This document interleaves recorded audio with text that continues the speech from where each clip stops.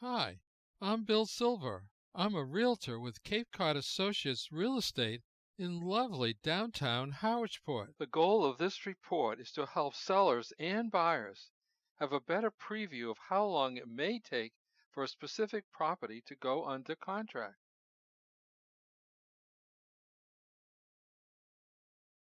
Before we start the deep dip look at days on market, let's take a quick look back at its recent history. This info was presented in my Q4 2022 market report. It shows the major decrease in days on market since the onset of COVID. Preliminary data for Q1 2023 shows that the median days on market will be 25, a 56% increase over the 16 in Q4. The listing data in this report is from single-family homes in Barnstable County listed on Cape Cod and Islands MLS. This represents 12 months of data from listings that closed between March 1st, 2022 and February 28th, 2023. This provides data from 3,151 closed listings. Note, not all listings have all the data used in some of the analysis presented in this report.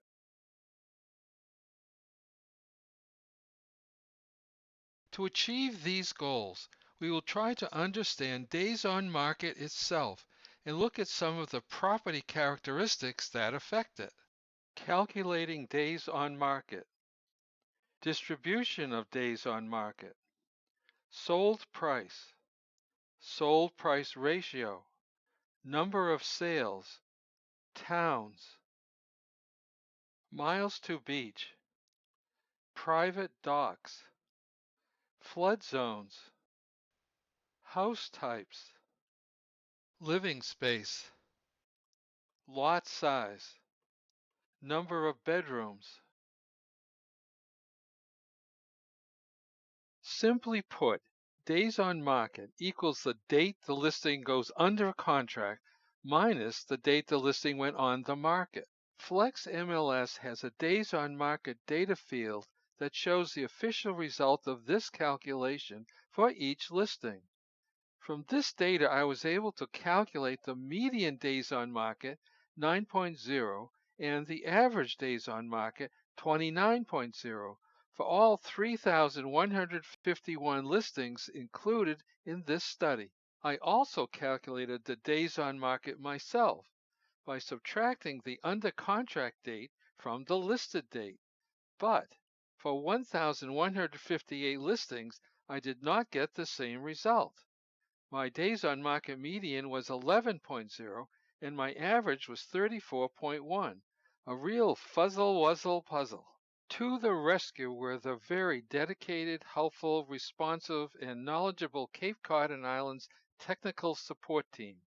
They quickly solved the puzzle. My days on market calculations were different than the official days on market data because the Flex MLS list date, when applicable, was set to the coming soon date and not the official on the market date.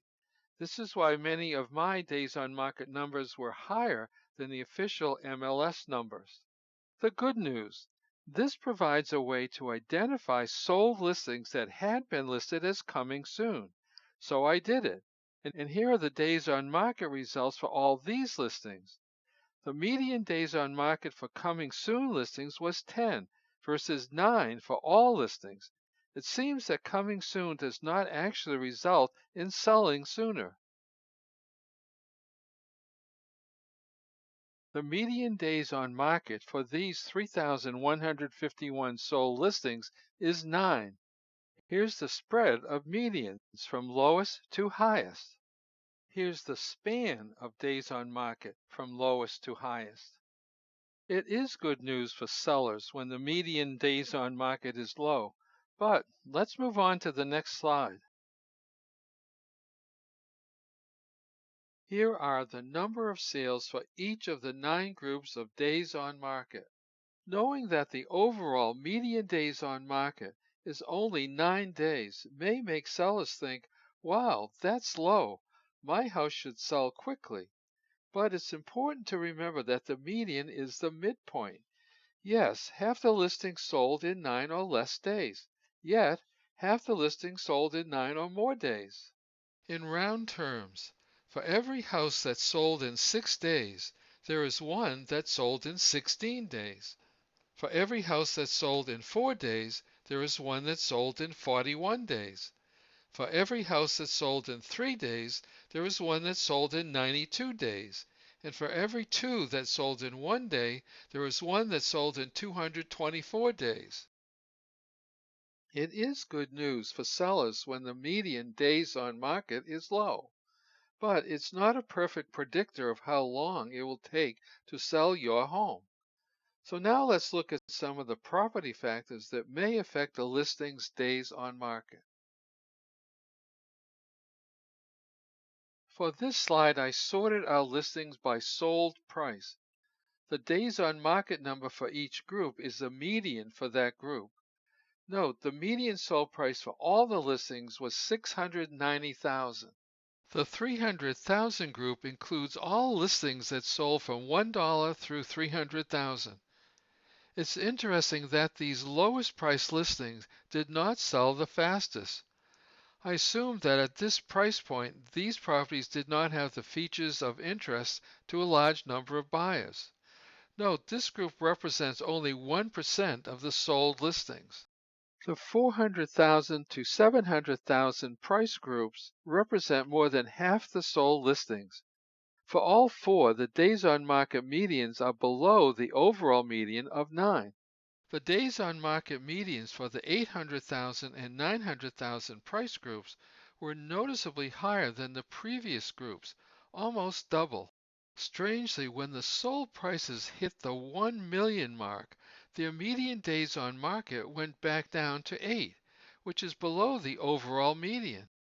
Yet the median days on market for sold prices in the 2 million range soared. I can only guess why properties in the 2 million range take almost twice as long to sell as properties in the 1 million range. The last group represents all properties that sold for more than 2 million.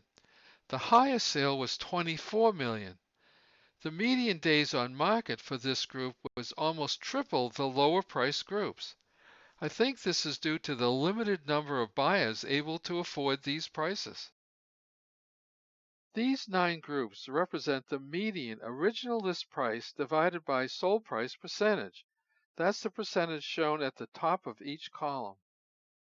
The number of listings per group is almost identical, with each group averaging about 11.1%. The lowest percentage for all 3,151 sold listings was 43%, a good bit less than half the original list price. The highest was 177%. Now let's see the median days on market for each group. Reading from right to left, as the days go up, the price goes down. I think this slide has an important message for sellers. It seems that the longer it takes to sell your house, the lower the sold price will be. Here are the median days on market for each of the 15 towns on Cape Cod. The number of listings per group is almost identical, with again each group averaging about 11.1% of the 3,151 sold listings. These 8 towns all had median days on market that were 1 to 2 days lower than the overall median of 9 days. These 6 towns all had median days on market that were 1 to 2 days higher than the overall median of 9 days. Provincetown is the one anomaly. Its median days on market of 37.0 is 4 times the 9-day overall median. Why? I think it's price. In these sold listings, the median sold price for Provincetown is $2,187,000. As we saw in the sold price slide, median days on market for sales in the 2 million plus range is 38, almost exactly the same as Provincetown. Here are the median days on market for miles to beach. The miles to beach range for these 6 groups goes from 0.1 miles to 2 plus miles. The numbers at the top represent the number of sales for each group and its percentage of the total. If you do the math, you will see that the sum of the number of sales for all 6 groups does not add up to the 3,151 sold properties in this report. That is because many sold listings do not have miles to beach data. I was surprised that the highest median days on market, 13.0, was for the group closest to the water. I assume again that this is due to higher prices, as we saw in the sold prices slide. However, the group with the lowest median days on market is the group next closest to the water. Another surprise, the group furthest from the water has a median days on market of 9.0, equal to the overall median. I assume this is due to lower prices. This slide compares waterfront properties with private docks versus waterfront properties without docks. Note there is no breakdown by saltwater versus freshwater. Here we see again the phenomenon where the assumed more desirable properties with a private dock have a higher median days on market, 29, than the 19 of the assumed less desirable properties with no dock.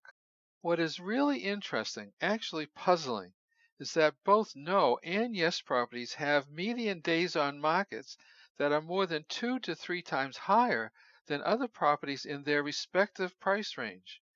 Maybe dock owners value a dock more than buyers do. There are 3 flood zones: VE, flooding with wave hazard; AE, 26% chance of flooding over a 30-year period; X, not in a flood zone. The degree of danger attached to AE and VE zones significantly affects their days on market. The number and percentage of our sold listings that are in each flood zone shows how rare VE zones are and how the vast majority of properties are not in a flood zone. Here are the 22 house types recognized by Cape Cod and Islands MLS. This data includes the number of sales for each type and their median days on market. Ranch and Cape-style homes are by far the most popular, and their median days on market are below the overall median of 9. The bottom 3 house types had the highest median days on market, even though there were so few of them on the market. Sellers and listing agents might use this data to help get an approximation of the days on market for their house.